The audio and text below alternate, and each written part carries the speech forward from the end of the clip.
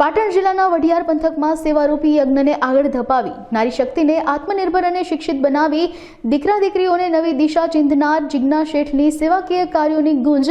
નવી દિલ્હી સુધી નોંધનીય બની હતી। દિલ્હીમાં અટલ ફાઉન્ડેશન સન્માન સમારોહમાં અટલ એવોર્ડ 2024થી જિજ્ઞા શેઠનું સન્માન કરવામાં આવ્યું હતું, જેમાં મંજુ શર્મા, જયપુરના mayor doctor Saumya Gurjar, Shyamji Jaju, doctor Avinash Rai Khanna, Satyanarayan Jatiya, IVF chairman doctor Ashok Agarwal, પેનાસોનિકના ચેરમેન વગેરે અનેક મહાનુભાવો તેમજ વરિષ્ઠ મહેમાનો ઉપસ્થિત રહ્યા હતા।